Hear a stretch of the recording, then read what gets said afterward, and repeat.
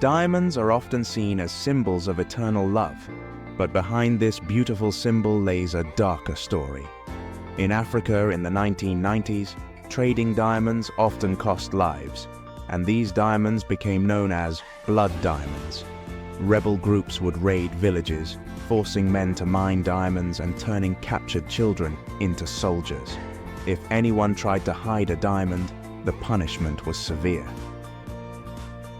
One day while mining, Solomon discovered a large pink diamond. Even a small diamond has great value, so he knew this one was priceless. He hid the diamond between his toes and, pretending he needed to go to the bathroom, slipped away to bury it. But just as he was about to dig, he found himself at gunpoint. The rebel leader had caught him. Before things could get worse, government forces attacked, and Solomon was captured and sent to prison. To his misfortune, the rebel leader was also jailed and recognized him. Desperate for the diamond, the rebel leader offered a huge reward, making Solomon anxious. A man next to him, Danny Archer, overheard this. Danny was a smuggler who'd recently been caught trying to sneak diamonds across the border.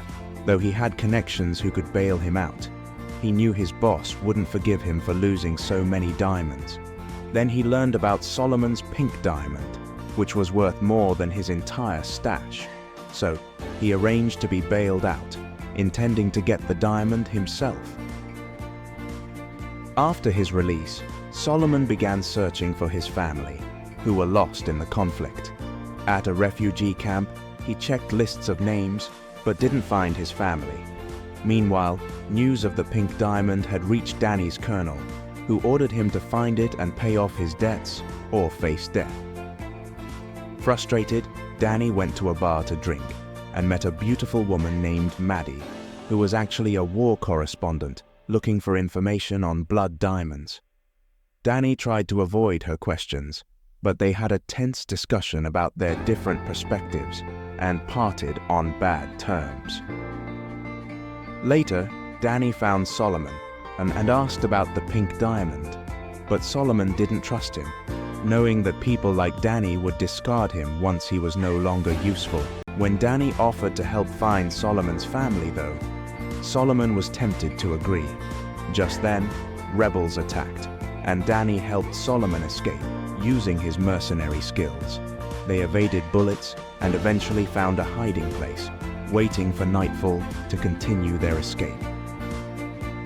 The next day, they arrived at a shelter where Danny tried to help Solomon look for his family, but the guards refused entry.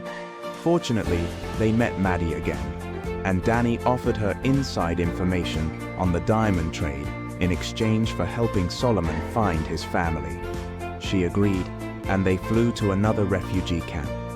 With Maddie's help, Solomon reunited with his wife and daughter, but he learned his son had been captured by rebels and would be trained as a child soldier.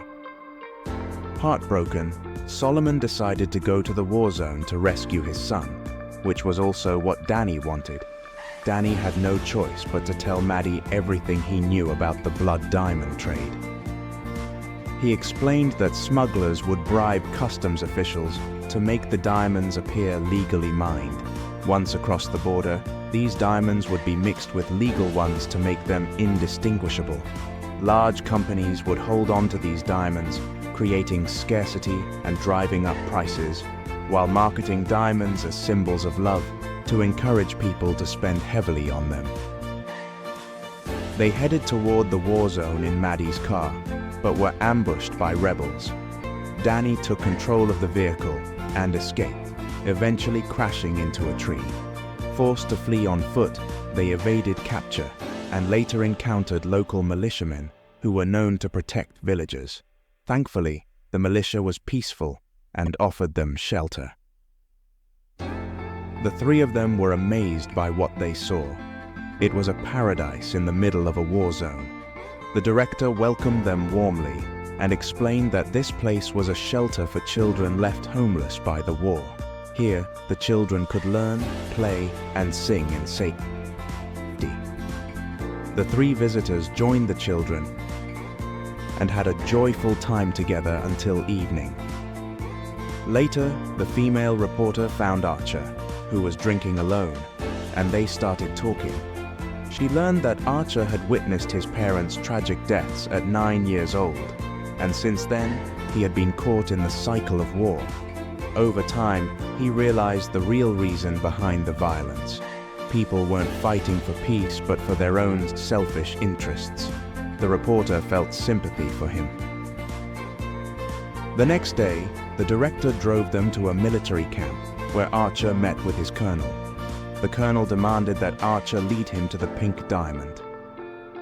Archer knew that if he did, he wouldn't receive any money and would still be forced to work under him, so he decided to betray the colonel. He asked Solomon to wait behind the tent and had the reporter distract the mercenaries. While they were distracted, Archer sneaked into the tent, gathered some supplies, and prepared for the journey with Solomon. Together, they set off to find the diamond, traveling across mountains, jungles.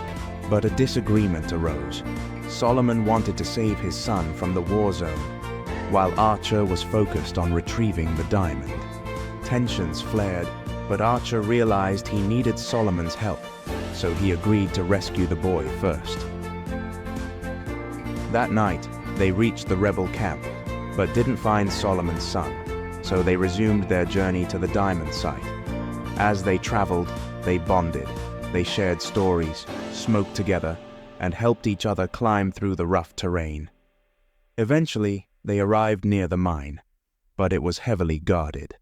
Archer had a plan to distract the colonel by radioing him away, but when Solomon finally confronted his son, the boy, brainwashed by the rebels, called for his father's capture.